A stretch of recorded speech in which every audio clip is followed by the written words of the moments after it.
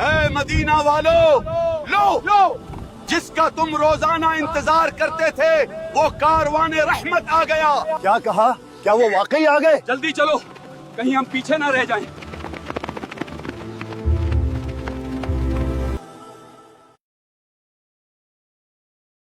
مدینہ کی آنکھیں پیاسی تھیں اور دل بے قرار۔ روزانہ صبح سے نکل کر شہر کے باہر سراپا انتظار بن کر استقبال کے لیے تیار رہتے تھے۔ لگتا ہے آج بھی وہ نہیں آئیں گے۔ چلو اپنے گھروں کو واپس چلتے ہیں۔ اور جب دھوپ تیز ہو جاتی تو حسرت و افسوس کے ساتھ اپنے گھروں کو واپس لوٹ جاتے۔ بوڑھے، جوان، حتیٰ کہ ننھے بچے بھی راستے پر نظریں جمائے کھڑے رہتے۔ تپتی دھوپ جب جسموں کو جھلسانے لگتی اور امید کے سائے ڈھلنے لگتے تو وہ بوجھل قدموں کے ساتھ حسرت لیے اپنے گھروں کو لوٹ جاتے۔ وہ نہیں جانتے تھے کہ کائنات کا سب سے بڑا مہمان صلی اللہ علیہ وسلم بس چند قدموں کی دوری پر ہے۔ ایک دن اپنے معمول کے مطابق اہل مدینہ آپ کی راہ دیکھ کر واپس جا چکے تھے کہ اچانک ایک یہودی نے اپنے قلعہ سے دیکھا کہ تاجدار دو عالم صلی اللہ علیہ وسلم کی سواری مدینہ کے قریب آن پہنچی ہے۔ اس نے بے آواز بلند پکارا کہ اے مدینہ والو، لو جس کا تم روزانہ انتظار کرتے تھے وہ کاروان رحمت آ گیا۔ کیا کہا؟ کیا وہ واقعی آ گئے؟ جلدی چلو، کہیں ہم پیچھے نہ رہ جائیں۔ یہ سن کر تمام انصار بدن پر ہتھیار سجا کر اور وجد و شادمانی سے بے قرار ہو کر دونوں عالم کے تاجدار کا استقبال کرنے کے لیے اپنے گھروں سے نکل پڑے اور نعرہ تکبیر کی آوازوں سے تمام شہر گونج اٹھا۔ لوگ دیوانہ وار اس طرف دوڑے، مگر ایک لمحے کے لیے سب رک گئے۔ ہر آنکھ تلاش کر رہی تھی کہ ان دو ہستیوں میں سے اللہ کا رسول صلی اللہ علیہ وسلم کون ہے۔ عشق اور ادب کا امتحان دیکھیے۔ لوگ پہچان نہ پا رہے تھے کہ تاجدار مدینہ صلی اللہ علیہ وسلم کون ہے، کیونکہ دونوں کی عمریں اور وقار ایک جیسا تھا۔ تبھی سورج کی ایک کرن حضور صلی اللہ علیہ وسلم کے رخ انور کی طرف پڑی۔ حضرت ابوبکر صدیق رضی اللہ عنہ تڑپ کر اٹھے اور اپنی چادر تان کر آقا صلی اللہ علیہ وسلم پر سایہ کر دیا۔ مدینہ والوں نے جان لیا کہ جو سایہ کر رہا ہے وہ صدیق ہے، اور جس پر کائنات کی چادر تانی گئی ہے وہی محمد عربی صلی اللہ علیہ وسلم ہے۔ اور پھر جب پہلی بار مدینے والوں کی نظریں جمال نبوت پر پڑی تو وقت جیسے تھم گیا۔ وہ چہرہ جو 14ویں کے چاند سے زیادہ روشن تھا، وہ آنکھیں جو رحمت کا سمندر تھیں، اور وہ مسکراہٹ جس نے صدیوں کی دشمنیاں ختم کر دیں۔ مدینہ منورہ سے 3 میل کے فاصلے پر جہاں آج مسجد قباء بنی ہوئی ہے، 12 ربیع الاول کو حضور علیہ السلام رونق افروز ہوئے اور قبیلہ عمر بن عوف کے خاندان میں حضرت کلثوم بن ہدم کے مکان میں تشریف فرما ہوئے۔ اہل خاندان نے اس فخر و شرف پر کہ دونوں عالم کے میزبان بنے اللہ اکبر کا پرجوش نعرہ مارا۔ چاروں طرف سے انصار جوش مسرت میں آتے اور بارگاہ رسالت میں سلام کا نذرانہ عقیدت پیش کرتے۔ اکثر صحابہ کرام جو حضور علیہ الصلوۃ والسلام سے پہلے ہجرت کر کے مدینہ منورہ آئے تھے، وہ لوگ بھی اسی مکان میں ٹھہرے ہوئے تھے۔ ادھر حضرت علی بن ابی طالب رضی اللہ عنہ نے مکہ میں 3 روز ٹھہر کر اور لوگوں کی جو امانتیں رسول اللہ صلی اللہ علیہ وسلم کے پاس تھیں انہیں ادا کر کے پیدل ہی مدینہ کا رخ کیا اور قباء میں رسول اللہ صلی اللہ علیہ وسلم سے عاملے اور کلثوم بن ہدم رضی اللہ عنہ کے یہاں قیام فرمائے۔ حضرت کلثوم بن ہدم رضی اللہ عنہ مدینہ کے قریب واقع بستی قباء کے ایک بہت ہی معزز اور بزرگ سردار تھے۔ ان کا تعلق قبیلہ بنو عمر بن عوف سے تھا۔ وہ عمر کے اس حصے میں تھے جب ان کے بال بالکل سفید ہو چکے تھے۔ حضرت کلثوم بن ہدم اور ان کے خاندان والے ان تمام مقدس مہمانوں کی مہمان نوازی میں دن رات مصروف رہنے لگے۔ قباء میں سب سے پہلا کام ایک مسجد کی تعمیر تھی۔ اس مقصد کے لیے حضور پاک علیہ السلام نے حضرت کلثوم بن ہدم کی ایک زمین کو پسند فرمایا جہاں خاندان عمر بن عوف کی کھجوریں سکھائی جاتی تھی۔ اسی جگہ آپ نے اپنے مقدس ہاتھوں سے ایک مسجد کی بنیاد ڈالی۔ یہی وہ مسجد ہے جو آج بھی مسجد قباء کے نام سے مشہور ہے اور جس کی شان میں قرآن کی یہ آیت نازل ہوئی، لَمَسْجِدٌ أُسِّسَ عَلَى التَّقْوَى مِنْ أَوَّلِ يَوْمٍ أحق أن تقوم فيه رجال يحبون أن يتطهروا والله يحب المطهرين. یعنی بے شک وہ مسجد کہ پہلے ہی دن سے جس کی بنیاد پرہیزگاری پر رکھی گئی ہے وہ اس قابل ہے کہ تم اس میں کھڑے ہو. اس میں وہ لوگ ہیں کہ خوب ستھرا ہونا چاہتے ہیں اور ستھرے اللہ کو پیارے ہیں. اس مبارک مسجد کی تعمیر میں صحابہ کرام کے ساتھ ساتھ خود حضور علی علیہ السلام بھی بہنفس نفیس اپنے دست مبارک سے اتنے بڑے بڑے پتھر اٹھاتے تھے کہ اس کے بوجھ سے جسم نازک خم ہو جاتا تھا. اور اگر آپ کے جانثار اصحاب میں سے کوئی عرض کرتا کہ یا رسول اللہ آپ پر ہمارے ماں باپ قربان ہو جائیں، آپ چھوڑ دیجئے ہم اٹھا لیں گے، تو حضور علیہ السلام اس کی دلجوئی کے لیے چھوڑ دیتے، مگر پھر اسی وزن کا دوسرا پتھر اٹھا لیتے اور خود ہی اس کو لا کر عمارت میں لگاتے. یہ آپ صلی اللہ علیہ وسلم کی نبوت کے بعد پہلی مسجد ہے جس کی بنیاد تقوی پر رکھی گئی. 14 یا 24 روز کے قیام میں مسجد قبہ کی تعمیر فرما کر جمعہ کے دن آپ قبہ سے شہر مدینہ کی طرف روانہ ہوئے. ابو بکر رضی اللہ عنہ آپ کے ردیف تھے. آپ نے بنو نجار کو، جو آپ علیہ السلام کے ماموں کا قبیلہ تھا، اطلاع بھیج دی تھی. چنانچہ وہ تلواریں حمائل کیے حاضر تھے. آپ علیہ السلام نے ان کی مائیت میں مدینہ کا رخ کیا. بنو سالم بن عوف کی آبادی میں پہنچے تو جمعہ کا وقت آ گیا. راستے میں قبیلہ بنی سالم کی مسجد میں پہلا جمعہ آپ نے پڑھا. یہی وہ مسجد ہے جو آج تک مسجد الجمعہ کے نام سے مشہور ہے. اہل شہر کو خبر ہوئی تھی. قبہ سے شہر کی طرف بڑھتا ہوا یہ قافلہ نہیں بلکہ حق کا وہ سیلاب تھا جسے روکنا اب ناممکن تھا. حضور صلی اللہ علیہ وسلم کے دادا عبد المطلب کے ننھیال بنو النجار کے غیرت مند جوان ہتھیار لگائے صفیں باندھے پہرا دے رہے تھے.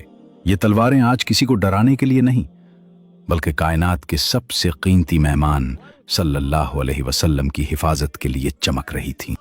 راستے میں جس قبیلے کی بستی آتی وہ ٹوٹ کر محبت نچھاور کرتا. ہر کوئی چاہتا تھا کہ یہ مبارک سواری ان کے ہاں رک جائے، مگر اللہ کے رسول صلی اللہ علیہ وسلم کی شفقت دیکھیے. آپ صلی اللہ علیہ وسلم کسی کا دل نہ توڑتے، ہر ایک کی محبت کا شکریہ ادا کرتے اور خیر و برکت کی دعائیں دیتے ہوئے آگے بڑھتے رہے. شہر قریب آیا تو جوش مسرت کا عالم بیان سے باہر تھا. پردہ نشین خواتین گھروں کی چھتوں پر چڑھ گئیں تاکہ اس نور کا دیدار کر سکیں جس کا انتظار برسوں سے تھا. پھر فضا میں وہ ترانہ گونجا جو صدیوں بعد آج بھی کانوں میں رس کھولتا ہے. طلع البدر علينا من ثنيات الوداع وجب الشكر علينا ما دعا لله داعي. یعنی ہم پر وداع کی گھاٹیوں سے چاند طلوع ہو گیا. مدینہ کی بچیوں کی آوازیں آسمان تک پہنچ رہی تھیں اور فرشتے بھی اس استقبال پر جھوم رہے تھے. مدینہ کی گلیوں میں آج عید کا سما تھا، بلکہ عید سے بھی بڑھ کر کچھ. چھوٹے چھوٹے لڑکے اور غلام گروہ در گروہ دوڑ رہے تھے. ان کی آوازیں فضا میں گونج رہی تھیں. نبی صلی اللہ علیہ وسلم آ گئے، اللہ کے رسول صلی اللہ علیہ وسلم آ گئے. یہ وہ معصوم آوازیں تھیں جو کسی انعام کے لیے نہیں بلکہ اس محبت کے لیے نکل رہی تھیں جس کا چرچا انہوں نے برسوں سے سن رکھا تھا. تصور کیجئے کائنات کا وہ عظیم شہنشاہ صلی اللہ علیہ وسلم جس کے روب سے قیصر و کسرا لرزتے تھے، وہ ان ننھی بچیوں کے جوش کو دیکھ کر رک جاتا ہے. آپ صلی اللہ علیہ وسلم نے کمال شفقت سے پوچھا، اے بچیوں، کیا تم مجھ سے محبت کرتی ہو؟ ان معصوم دلوں نے تڑپ کر ایک زبان ہو کر کہا، جی ہاں یا رسول اللہ صلی اللہ علیہ وسلم. تب رحمت عالم صلی اللہ علیہ وسلم کے لبوں پر وہ تاریخی مسکراہٹ آئی اور آپ صلی اللہ علیہ وسلم نے فرمایا، میں بھی تم سے پیار کرتا ہوں. سبحان اللہ. یہ تھا وہ رشتہ جو اسلام نے محبت کی بنیاد پر قائم کیا. استقبال ہو چکا، محبتوں کے نذرانے پیش ہو گئے. اب مدینہ کا بچہ بچہ یہ دعا کر رہا تھا کہ کاش یہ سواری میرے دروازے پر رک جائے. ہر بڑے سے بڑا سردار اونٹنی کی لگام تھامنے کے لیے بے قرار تھا. تمام قبائل انصار جو راستے میں تھے انتہائی جوش مسرت کے ساتھ اونٹنی کی مہار تھام کر عرض کرتے کہ یا رسول اللہ، آپ ہمارے گھروں کو شرف نزول بخشیں. اور پھر وہ تاریخی لمحہ آیا. قصوہ ایک خالی پلاٹ کے پاس رکی. एक बार बैठी, फिर उठी और दोबारा वहीं जमकर बैठ गई। कस्वा हुजूर अलैहिस्सलाम की ऊंटनी का नाम था। ये इशारा था कि सफर हिजरत की मंजिल आ पहुंची है। पास ही हजरत अबू अय्यूब अंसारी रजी अल्लाह अन्हो का घर था। जैसे ही ऊंटनी बैठी, अबू अय्यूब रजी अल्लाह अन्हो के नसीब का सितारा पूरी कायनात में चमक उठा। लोग अभी देख ही रहे थे कि हजरत अबू अय्यूब अंसारी रजी अल्लाह अन्हो ने लम्हा जाया किए बगैर हुजूर सल्लल्लाहु अलैहि वसल्लम का सामान उठाया और अपने घर की तरफ चल दिए। वो सामान नहीं उठा रहे थे, वो अपनी आने वाली नस्लों के लिए फख्र और सादत का खजाना उठा रहे थे। कायनात का सबसे बड़ा मेहमान अब मदीना के इस सादा से 2 मंजिला मकान में क़याम फरमा था। हजरत अबू अय्यूब अंसारी ने ऊपर की मंजिल पेश की, मगर आपने मुलाकातियों की आसानी का लिहाज फरमाते हुए नीचे की मंजिल को पसंद फरमाया। हजरत अबू अय्यूब अंसारी रजी अल्लाह अन्हु दोनों वक्त आपके लिए खाना भेजते और आपका बचा हुआ खाना तबर्रुक समझकर मियाँ बीवी खाते। खाने में जहां हुजूर सल्लल्लाहु अलैहि वसल्लम की उंगलियों का निशान पड़ा होता, हुसूल बरकत के लिए हजरत अबू अय्यूब अंसारी उसी जगह से लुकमा उठाते और अपने हर कौल व फेल से बेपनाह अदब व एहतराम और अकीदत व जानिसारी का मुजाहिरा करते। जब मस्जिद नबवी और उसके आसपास के हुजरे तैयार हो गए तो हुजूर अलैहिस्सलाम इन हुजरों में अपनी अज़वाज मुताहरात के साथ क़याम पजीर हो गए। हिजरत का वो तारीखी दिन, मदीना की फ़ज़ाओं में एक ही नाम गूंज रहा था। लोग जौक दर जौक उस मुसाफिर के दीदार के लिए निकल रहे थे जिसका जिक्र सदियों से आसमानी किताबों में मौजूद था। इन मुसाफिरों में एक ऐसा शख्स भी था जो तौरात का सबसे बड़ा आलिम था,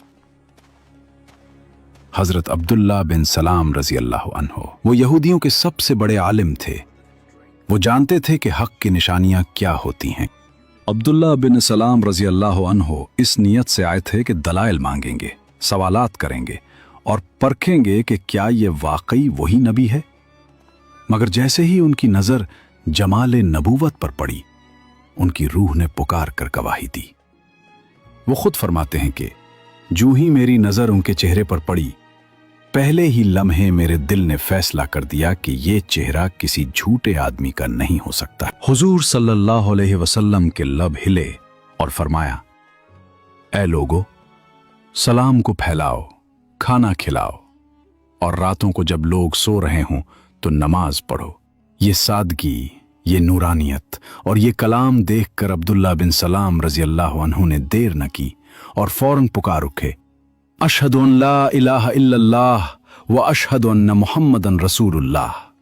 यहूदियों का सबसे बड़ा आलिम इस्लाम का जानिसार सिपाही बन चुका था। मदीना में सुकून तो मिल गया था, मगर एक खला बाकी था। हुजूर सल्लल्लाहु अलैहि वसल्लम अब भी अपने अहलो अयाल से दूर थे। अभी आप सल्लल्लाहु अलैहि वसल्लम हजरत अबू अय्यूब अंसारी रजी अल्लाह अन्हु के घर ही में मुकीम थे कि आप सल्लल्लाहु अलैहि वसल्लम ने अपने वफादार गुलाम हजरत ज़ैद बिन हारिसा रजी अल्लाह अन्हु और हजरत अबू राफे रजी अल्लाह अन्हु को एक अहम मिशन पर रवाना फरमाया। 500 दिरहम और 2 ऊंट, ये वो असासा था जिसके साथ वो मक्का की तरफ रवाना हुए ताकि कायनात की सबसे कीमती अमानतों को बहिफाजत मदीना ला सकें। ये कोई आम काफिला नहीं था, इसमें नबूवत की खुशबू थी। हजरत फातिमा रजी अल्लाह अन्हा, हजरत उम्मे कुलसूम रजी अल्लाह अन्हा, उम्मुल मोमिनीन हजरत सौदा रजी अल्लाह अन्हा, हजरत उसामा बिन जैद रजी अल्लाह अन्ह और उनकी वालिदा हजरत उम्मे ऐमन रजी अल्लाह अन्हा, ये सब एक नई जिंदगी की तलाश में मदीना की तरफ रवां दवां थे। इसी काफिले के साथ हजरत अबू बकर सिद्दीक रजी अल्लाह अन्हु के फर्जंद हजरत अब्दुल्ला रजी अल्लाह अन्हु भी अपने घर वालों बशमूल हजरत आयशा सिद्दीक़ा रजी अल्लाह अन्हा के साथ शामिल थे। मदीना की सरजमीन अपने उन मुअज़्ज़ज़ मेहमानों के इस्तकबाल के लिए बेकरार थी, लेकिन हिजरत की उस खुशी में कुछ जख्म भी थे। हुजूर सल्लल्लाहु अलैहि वसल्लम की साहबजादी हजरत ज़ैनब रजी अल्लाह अन्हा मक्का में रह गईं क्योंकि उनके शौहर ने उन्हें रोक लिया था, जबकि हजरत रुक़िया रजी अल्लाह अन्हा अपने शौहर हजरत उस्मान गनी रजी अल्लाह अन्हु के साथ हबशा की हिजरत पर थीं। आखिरकार ये काफिला मदीना पहुंच गया और हजरत हारिसा बिन नौमान रजी अल्लाह अन्हु के मकान पर क़याम पजीर हुआ।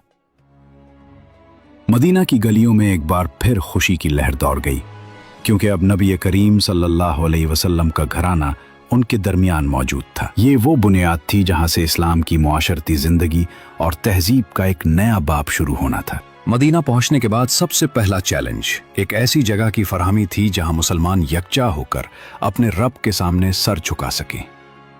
हुजूर सल्लल्लाहु अलैहि वसल्लम की नजर बनु नज्जार के एक बाग पर पड़ी। अंसार की जानिसारी देखिए। उन्होंने अर्ज किया, या रसूल अल्लाह सल्लल्लाहु अलैहि वसल्लम, हम इसकी कीमत अल्लाह से लेंगे, आप उसे मुफ्त कबूल फरमाएं, लेकिन कुर्बान जाएं इस अदलो इंसाफ पर। वो जमीन दो यतीम बच्चों सहल और सुहेल की थी। रहमत आलम सल्लल्लाहु अलैहि वसल्लम ने उनका हक मारना पसंद नहीं फरमाया। मोहब्बत अपनी जगह, मगर हक यतीम अपनी जगह। चुनाचे सिद्दीक़ अकबर रजी अल्लाह अन्हो के माल से उसकी पूरी कीमत अदा की गई ताकि मस्जिद की बुनियाद ही हक हलाल और अदल पर रखी जाए। मस्जिद की तामीर से पहले इस जगह की तत्हीर की गई। पुराने खंडरात गिराए गए, मुशरिकीन की बोसीदा कब्रों को साफ किया गया और जमीन को हमवार किया गया। ये महज मिट्टी बराबर करना नहीं था, बल्कि ये इस जमीन को एक अजीम रूहानी इनकलाब के लिए तैयार करना था। यहां कोई बादशाह किसी तख्त पर बैठकर हुक्म नहीं दे रहा था, बल्कि सैयदुल अंबिया सल्लल्लाहु अलैहि वसल्लम खुद एक मजदूर बनकर अपने जानिसारों के साथ कच्ची ईंटें उठा रहे थे। मिट्टी आप सल्लल्लाहु अलैहि वसल्लम के लिबास अतहर पर लगी थी और पसीना माथे पर चमक रहा था। सहाबा रजी अल्लाह अन्हुम ने अर्ज किया, आका आप रहने दें, हम कर लेंगे। मगर आप सल्लल्लाहु अलैहि वसल्लम ने मुस्कुरा कर दूसरा पत्थर उठा लिया। आप सल्लल्लाहु अलैहि वसल्लम ने अपने अमल से बता दिया कि अल्लाह के घर की तामीर में कोई बड़ा या छोटा नहीं होता। यह थी वो आलीशान मस्जिद। खजूर के तने सुतून बने, कच्ची ईंटें दीवारें और खजूर के पत्ते छत। बारिश आती तो छत टपकती, सजदगाह गीली हो जाती। मगर उन कच्ची दीवारों के अंदर ईमान इतना पक्का था कि उसने पूरी दुनिया का नक्शा बदल दिया। यह थी वो आलीशान मस्जिद। खजूर के तने सुतून बने, कच्ची ईंटें दीवारें और खजूर के पत्ते छत। बारिश आती तो छत टपकती, सजदगाह गीली हो जाती।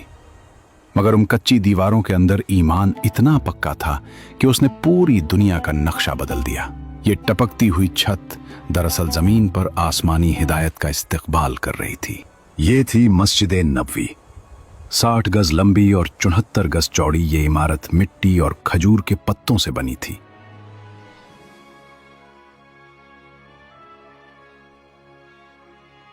ये मस्जिद सिर्फ इबादतगाह नहीं, बल्कि एक रियासत का दारुल खिलाफा और एक नई तहजीब की जाए पैदाइश थी। मस्जिद के एक गोशे में एक सादा सा चबूतरा था जिस पर खजूर के पत्तों का साया था। उसे सुफा कहा जाता था।